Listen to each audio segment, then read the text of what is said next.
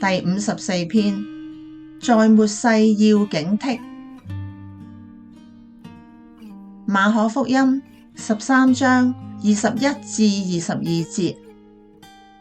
那時，若有人對你們說：看啊，基督在這裏，或說基督在那裏，你們不要信，因為假基督、假先知將要起來，顯神蹟奇事，倘若能行，就把選民迷惑了。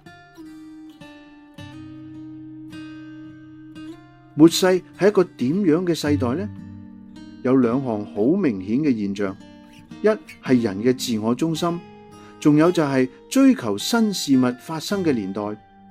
喺末世嘅時代，人心遠離上帝，唔敬畏上帝，就用自己代替咗上帝。亦都因為呢個世代嘅人，佢哋唔紀念過去嘅事，貪新忘舊，所以人傾向追求嗰啲未見過嘅新事物。因此喺末世，假先知、假基督就冒晒出嚟，行好多神蹟，吸引人跟隨佢哋。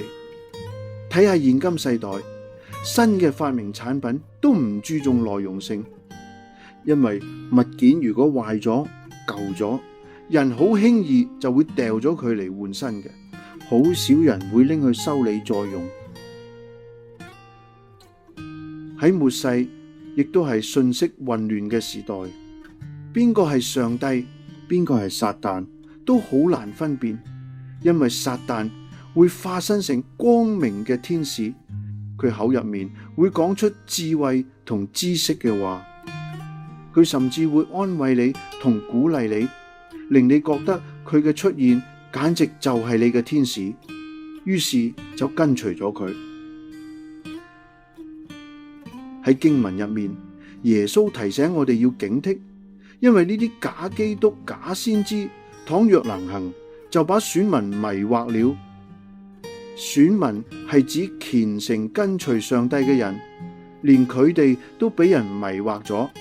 由此可見，呢種迷惑係幾咁逼真。親愛嘅弟兄姊妹，末世係一個警世嘅時候，我哋都必須格外咁謹慎，免得誤入迷途。